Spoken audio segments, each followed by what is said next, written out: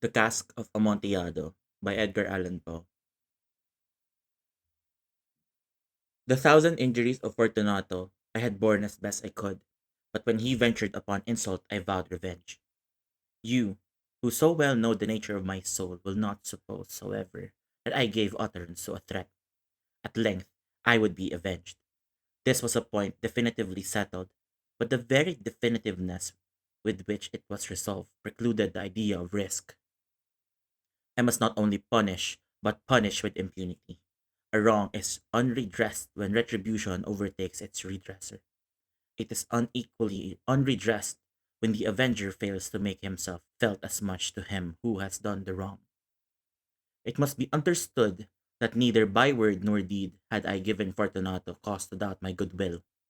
I continued, as was my wont, to smile in his face, and he did not perceive that my smile now was a thought of his immolation. He had a weak point, this Fortunato, although in other regards he was a man to be respected and even feared. He prided himself on his connoisseurship in wine. Few Italians have the true virtuoso spirit. For the most part, their enthusiasm is adopted to suit the time and opportunity, to practice imposture upon the British and Australian millionaires. In painting and gemmery, Fortunato, like his countrymen, was a quack, but in matter of old wines, he was sincere. In this respect, I did not differ from him materially. I was skillful in the Italian vintages myself, and bought largely whenever I could. It was about dusk, one evening during the supreme madness of the carnival season, that I encountered my friend. He accosted me with excessive warmth, for he had been drinking much. The man wore motley. He had on a tight fitting party striped dress, and his head was surmounted by the conical cap and bells. I was so pleased to see him that I thought I should never have done wringing his hand. I said to him, "My dear Fortunato, you are luckily met.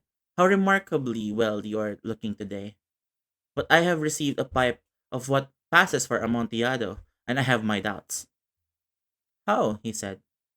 "Amontillado? A pipe? Impossible! And in the middle of the carnival?"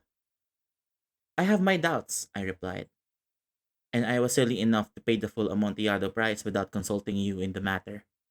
You were not to be found, and I was fearful of losing a bargain." "Amontillado!" "I have my doubts." "Amontillado!" And I must satisfy them. "Amontillado!" "As you are engaged, I am on my way to Lucchesi. If any one has a critical turn, it is he. He will tell me, Lucchesi cannot tell Amontillado from Sherry. And yet some fools will have it that his taste is a match for your own. Come, let us go." "Whither?" "To your vaults." "My friend, no, I will not impose upon your good nature. I perceive you have an engagement." "Lucchesi, I have no engagement." "Come." "My friend, no. It is not the engagement, but the severe cold with which I perceive you are afflicted. The vaults are insufferably damp. They are encrusted with nitre." "Let us go, nevertheless. The cold is merely nothing. Amontillado!" "You have been imposed upon. And as for Lucchesi, he cannot distinguish Sherry from Amontillado." Thus speaking, Fortunato possessed himself of my arm. Putting on a mask of black silk and drawing a roquelaire closely about my person, I suffered him to hurry me to my palazzo. There were no attendants at home. They had absconded to make merry in honor of the time. I had told them that I should not return until the morning, and had given them explicit orders not to stir from the house. These orders were sufficient, I well knew, to ensure their immediate disappearance, one and all, as soon as my back was turned. I took from their sconces two flambeaux, and giving one to Fortunato, bowed him through several suites of rooms to the archway that led to the vaults. I passed down a long and winding staircase, requesting him to be cautious as he followed. We came at length to the foot of the descent, and stood together on the damp ground of the catacombs of the Montresors. The gait of my friend was unsteady, and the bells upon his cap jingled as he strode. "The pipe," said he. "It is farther on," said I, "but observe the white webwork which gleams from these cavern walls." He turned towards me. and looked into my eyes with two flimsy orbs that distilled the rheum of intoxication. Neither? He asked at length. Neither, I replied. How long have you had that cough? My poor friend found it impossible to reply for many minutes. It's nothing, he said at last. Come, I said with decision. We will go back. Your health is precious. You are rich, respected, admired, beloved. You are happy, as once I was. You are a man to be missed. For me, it is no matter. We will go back. You will be ill, and I cannot be responsible. Besides, there is Lucchesi. Enough, he said. The cough is a mere nothing. It will not kill me. I shall not die of a cough. True, true, I replied. And indeed, I had no intention of alarming you unnecessarily. But you should use all proper caution. A draught of this medoc will defend us from the damps. Here I knocked off the neck of a bottle, which I drew from a long row of its fellows that lay upon the mould. Drink, I said, presenting him with the wine. He raised it to his lips with a leer. He paused and nodded to me familiarly, while his bells jingled. I drink, he said, to the berry that repose around us, and I to your long life. He again took my arm, and we proceeded. These vaults, he said, are extensive. The Montresors, I replied, were a great and numerous family. I forget your arms. A huge human foot, door in a field azure. The foot crushes a serpent rampart, those fangs are embedded in the heap. And the motto? Nemo me impone lacessit. Good, he said. The wine sparkled in his eyes and the bells jingled. My own fancy grew warm with the medoc. We had passed through walls of piled bones, with casks and puncheons intermingling, into the innermost recesses of the catacombs. I paused again, and this time I made bold to seize Fortunato by an arm above the elbow. The nitre, I said.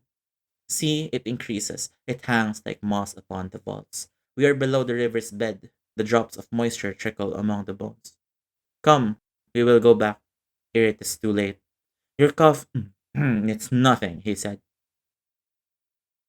Let us go on. But first, another drop of the medic. I broke and reached him a flacon de grave. He emptied it at a breath. His eyes flashed with a fierce light. He laughed and threw the bottle upwards with a gesticulation I did not understand. I looked at him in surprise. He repeated the movement, a grotesque one. You do not comprehend? He said. Not I replied. Then you are not of the Brotherhood. How? You are not of the Masons. Yes, yes, I said. Yes, yes. You? Impossible. A Mason? A Mason, I replied. A sign, he said. It is this, I answered, producing a trowel from beneath the folds of my rolacare. You jest, he exclaimed, recoiling a few paces. But let us proceed to the Amontillado. Be it so, I said, replacing the tool beneath the cloak and again offering him my arm. He leaned upon it heavily. We continued our route in search of the Amontillado. We passed through a range of low arches, descended, passed on, and then descending again. Arrived at a deep crypt, in which the foulness of the air caused our flambeau rather to glow than flame. At the most remote end of the crypt, there appeared another less spacious. Its walls had been lined with human remains, piled to the vault overhead, in the fashion of the great catacombs of Paris. Three sides of this interior crypt were still ornamented in this manner. From the fourth, the bones had been thrown down and lay promiscuously upon the earth, forming at one point a mound of some size. Within the walls, thus exposed by the displacing of the bones, we perceived a still interior recess, in depth about 4 feet, in width 3, in height 6 or 7. It seemed to have been constructed for no special use within itself, but formed merely the interval between two of the colossal supports, the roof of the catacombs, and was backed by one of their circumscribing walls of solid granite.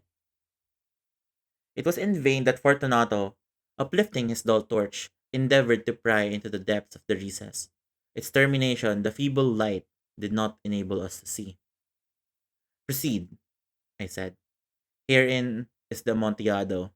As for Lucchesi, he is an ignoramus, interrupted my friend as he stepped unsteadily forward, while I followed immediately at his heels. In an instant, he had reached the extremity of the niche, and finding his progress arrested by the rock, stood stupidly bewildered. A moment more, and I had fettered him to the granite. In its surface were two iron staples, distant from each other about 2 feet horizontally. From one of these depended a short chain, from the other a padlock. Throwing the links about his waist, it was but the work of a few seconds to secure it. He was too much astounded to resist. Withdrawing the key, I stepped back from the recess. Pass your hand, I said, over the wall. You cannot help feeling the nitre. Indeed, it is very damp. Once more, let me implore you to return. No? Then I will positively leave you. But I must first render you all the little attentions in my power. The Amontillado! Ejaculated my friend, not yet recovered from his astonishment. True, I replied, the Amontillado. As I said these words, I busied myself among the pile of bones, of which I have before spoken.